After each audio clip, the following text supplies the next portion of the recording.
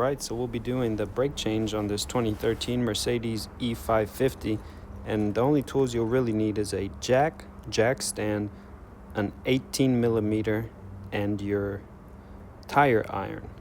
Those are really the only tools we'll need for the whole project. Alrighty guys, in today's video we're going to be doing the rear brakes on this Mercedes E550. So starting with the passenger side, we got our jack stand. We're gonna go right in front of the rear wheel. And you can see here, this is where you want to put your jack stand. That way you don't damage the rockers of your car. Got our jack there, a little snug. Before we lift the car off the ground, you want to make sure that you crack all your nuts. That way it'll be easy to take the car off and the wheel doesn't spin on you when it's in the air. When you are changing your tire here, it's super important, even though you have your jack, to make sure that you put a jack stand under the car so it doesn't fall on you and cause any injuries.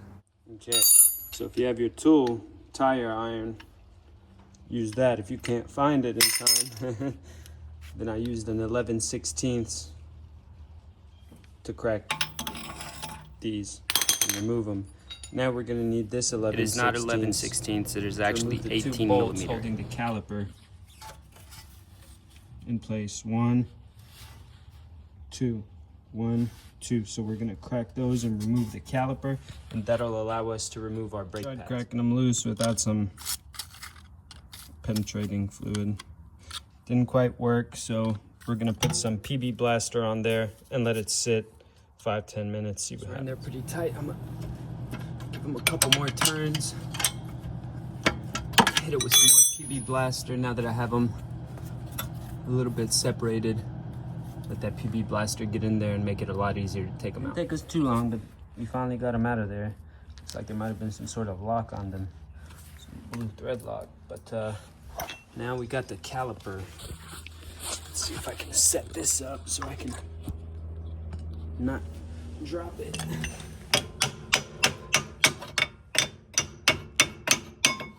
She is.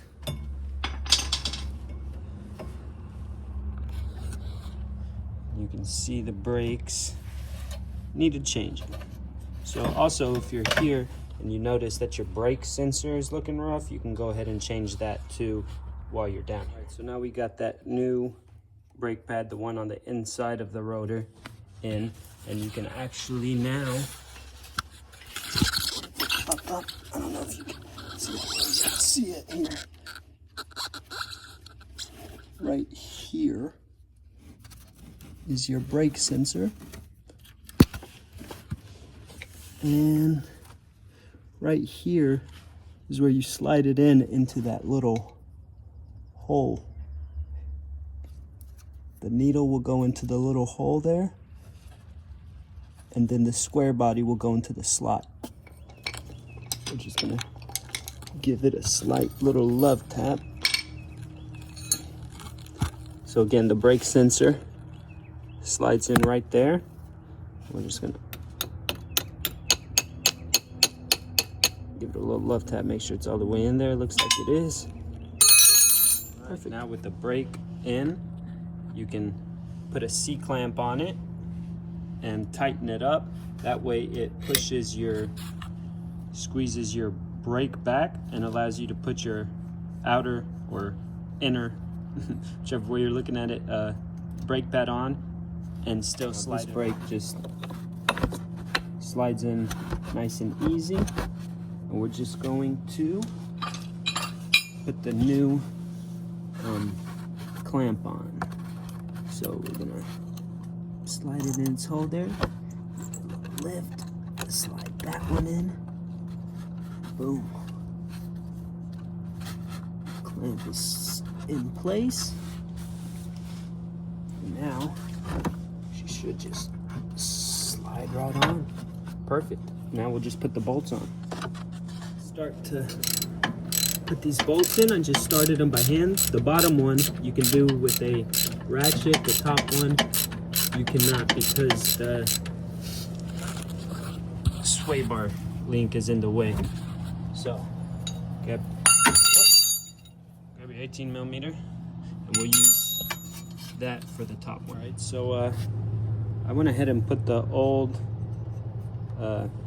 clamp back on. The new one just didn't fit nowhere near as snug as this one. This one, you yank on the new one, just kind of popped out. So put those back on, and this side is done. Passenger side is finished with the new brakes on. Let's move to the passenger side. We have our jack, which you will need, but if you don't have a jack stand, you can use the tire that you removed to put under the control arm of the car. That way, if your jack fails, it won't crush you. Or the same process here. We are going to remove these two bolts. Put up, 1, 2, 1, 2. We're gonna hit them with some PB Blaster. Loosen it up. I'll put the PB Blaster on this side and on this side. That way it can make its way down and try to penetrate as good as possible. Same thing on this side with the little hammer and a love tap.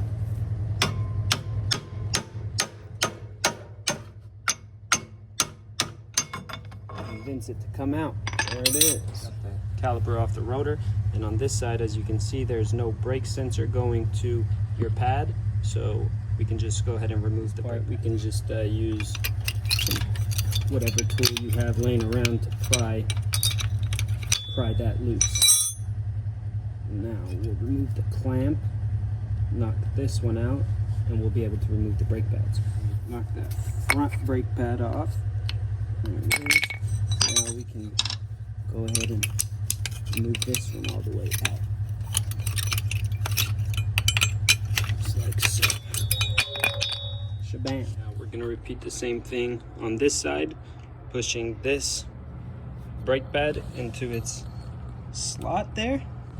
And I'm just using the C-clamp to hold it up while I make this video. So we're going to push it in, and then we'll take the C-clamp, put it from the rear of the caliper to the brake pad, and we'll tighten it to squeeze the caliper and allow us to put our front brake pad on, or the left side, right side, however you want to look at it, and flip it over the caliper or over the rotor, which they're still thick. I didn't want to replace the rotors, but the brakes did do a little bit to them.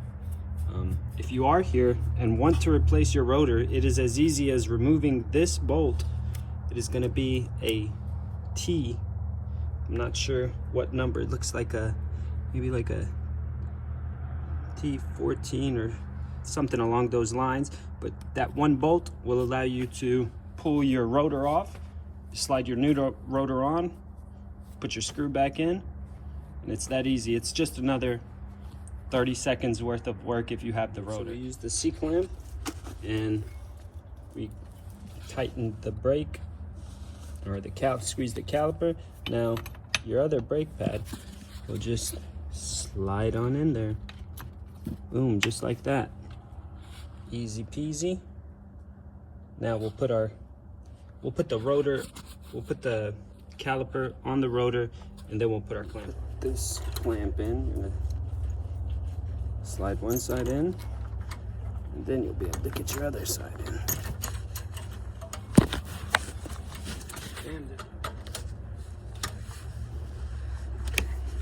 Alrighty, and with that clamp in, that's the last thing you need to do. And now we can put the wheel back on. Well, that was the entire process. It's fairly easy.